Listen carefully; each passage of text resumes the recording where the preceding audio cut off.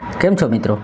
પરીક્ષાની અંદર આપણને છે ને કોઈ આ ટાઈપની એક 4 અંકવાળી રકમ આપી દેશે, જે સિમ્પલી પહેલાં કેવું હતું કે ભાઈ તમને ખ્યાલ હશે કે ભાઈ અંશ અને છેદ આવે, 1/1/2 હોય, પછી 3/4 હોય, પછી 5/6 હોય, બરાબર છે, પછી 11/9 હોય. આવી રકમ આપી અને આપણને પૂછે કે ભાઈ આને ચડતા ક્રમમાં ગોઠવો, આમાં નાનું કોણ મોટું કોણ, બરાબર. આવું તો લગભગ બધાને આવડતું જ હશે, એટલે આવું હશે તો કોમેન્ટ કરજો, તો એનો પણ આપણે એક વિડીયો બનાવી આપીશું.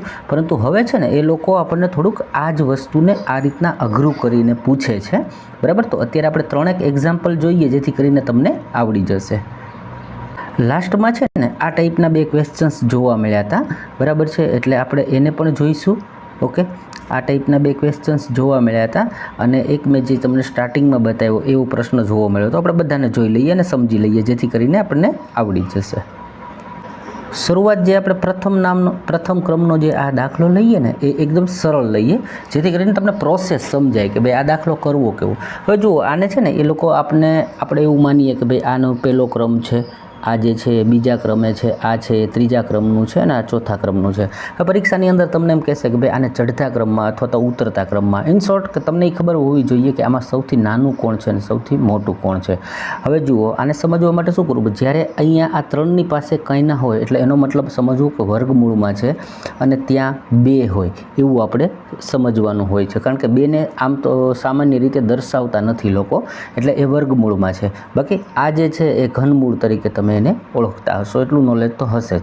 હવે આ પ્રશ્નને સોલ્વ કરવા માટે સિમ્પલી કરવાનું શું કે ભાઈ અહીંયા જે એનું મૂળ છે, ઓકે, એ મૂળ જે છે ને એનું તમારે સામાન્ય રીતે લસા લેવાનો. એટલે મૂળ શું છે તો કે જો અહીંયા 2 આપેલું છે, અહીંયા 3 આપેલા છે, અહીંયા 2 આપેલા છે, અને અહીંયા 3 આપેલા છે.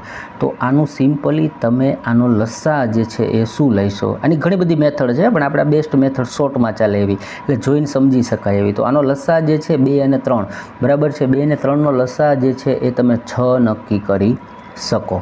ઓકે, શું લસા લઈશું આપણે? તો કે 6 લસા લઈશું. હવે જુઓ, તમને એક બીજી વસ્તુ કહી દઉં કે જ્યારે કોઈ એવી 2 સંખ્યાઓ આપેલી હોય કે એના તમને 2 અવિભાજ્ય સંખ્યા હોય, એનો લસા હંમેશા એનો ગુણાકાર થાય. એક પોઈન્ટ અહીંયાથી તમને એ પણ શીખવા મળશે કે સાહેબ તમને લસા ગાય આવડ્યો, અમને ના આવડ્યો. તો આ બંને છે ને એ અવિભાજ્ય સંખ્યા છે.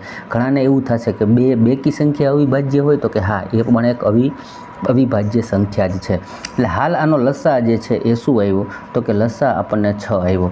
હવે જુઓ, અહીંયા જે છે એ 3ને કોની સાથે હું ગુણું તો એ લસા બને, એટલે કે 6 બને. તો કે ભાઈ 3 × 2 કરવાથી, એટલે આને 2 સાથે ગુણવાથી, આને 3 સાથે ગુણવાથી, આને 2 સાથે ગુણવાથી, અને 3 સાથે ગુણવાથી. તો મૂળ અંદર આ રકમ શું હતી તો કે 3 હતી, અને જે લસા આવ્યો ને એને તમે એની ઘાત તરીકે મૂકી દો.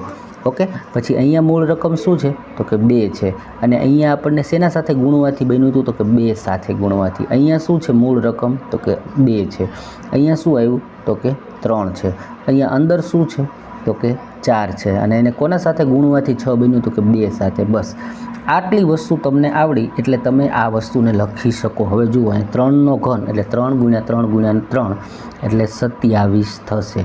અહીંયા 2નો વર્ગ એટલે 4 થશે, અહીંયા 2નો ઘન એટલે 8 થશે, અને 4નો વર્ગ એટલે 16 થશે.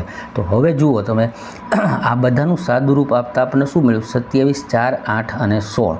ઓકે, આપણે એને દર્શાવીએ 27, 4, 8 અને 16. હવે તમને પૂછશે આમાં નાનું કોણ ને મોટું કોણ, ક્રમમાં ગોઠવો. તો સૌ પ્રથમ નાનો ક્રમ જે છે એ કોનો આવશે તો કે 2 નંબરનો આવશે. એનાથી મોટું કયું છે તો કે આ 3 નંબર આવશે. એના પછી કોણ આવશે તો કે આ 4 નંબર આવશે, અને એનાથી મોટું કોણ છે તો કે 1 નંબર. એટલે તમારે ઓપ્શન એવું જોવાનું છે કે જેના અંદર તમને 2, 3, 4, 1 લખેલા હોય. આ તમારો સાચો જવાબ બને છે. એટલે ટૂંકમાં આપણે કર્યું શું તો કે પહેલાં તો અહીંયા આપેલી જે કંઈ ઘન છે કે ઘનમૂળ છે કે વર્ગમૂળ છે એ બધી વસ્તુઓનું સિમ્પલી લસા લીધો. એ લસાને આની સાથે ગુણવાથી જે લસા બનતો હતો એને આપણે અંદર આપેલાની ઘાત બનાવી. આ કરવાથી તમને એનો સરળીકરણ થશે, અને નાનું મોટું કોણ છે એ તમે ડિફાઇન કરી શકો છો. બીજો પ્રશ્ન લઈએ.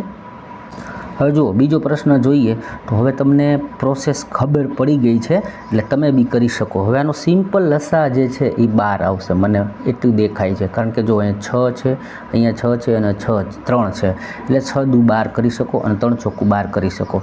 એટલે આ મૂળ અંદર 4 છે એને હું એઝ ઇટ ઇઝ લખું છું, અહીંયા 6 છે એને હું લખી નાખું છું, અહીંયા 15 છે એને પણ હું લખી નાખું છું, અને અહીંયા 245 છે એને આપણે બધાને લખી ચૂક્યા. હવે શું કરવાનું, આને કોની સાથે ગુણવાથી બને તો કે 3 × 4. ઓકે, અહીંયા શું બનશે 6 × 2, અહીંયા શું બનશે 6 × 2, અહીંયા શું બનશે 12 એકા 12.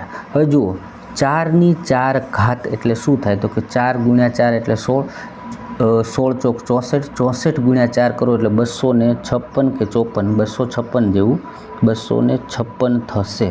ઓકે, પછી 6 36, 15 વર્ગ 200 55 25 અને 225.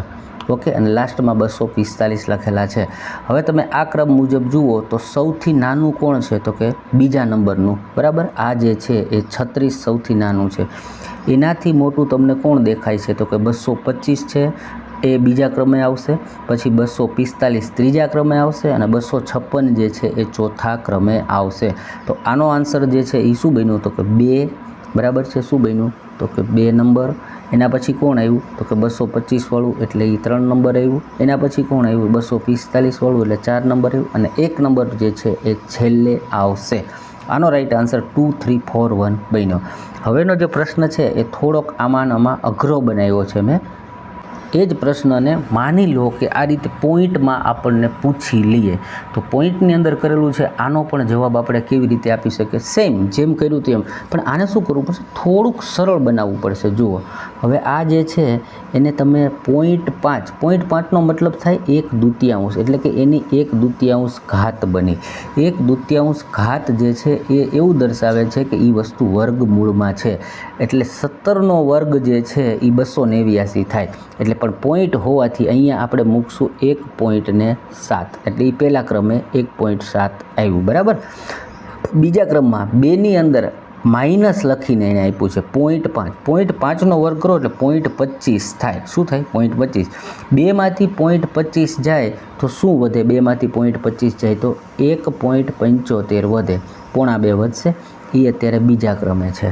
પછી ઘનમૂળમાં 3 છે. હવે ઘનમૂળમાં 3 છે ને એ એક ક્રમ એવો છે કે તમારે એને યાદ રાખી લેવો, આ ઘણી વખત તમને કામ આવશે. એ 1.732 છે ને એ 3નું આ વર્ગમૂળ છે.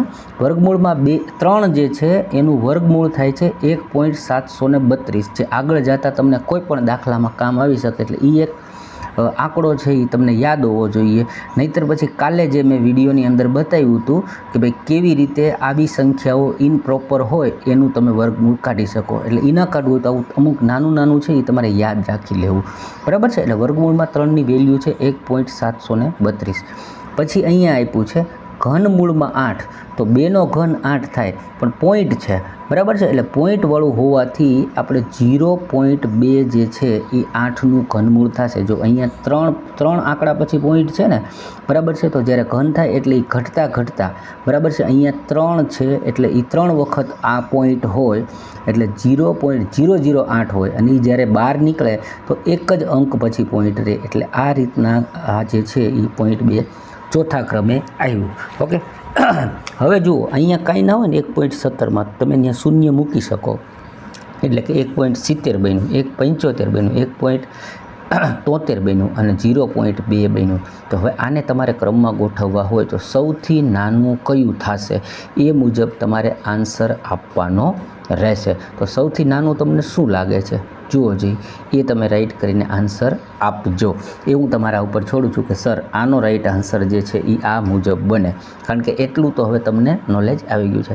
વિડીયો પર આવ્યા છો તો લાઈક કર્યા વગર જતા નહીં. જે લોકોને મટીરિયલ ખરીદવું હોય એ લોકો મારી પાસેથી મટીરિયલ લઈ શકે છે. મારી સાથે ટેલિગ્રામમાં જોડાવવું હોય તો નીચે લિંક આપેલી છે.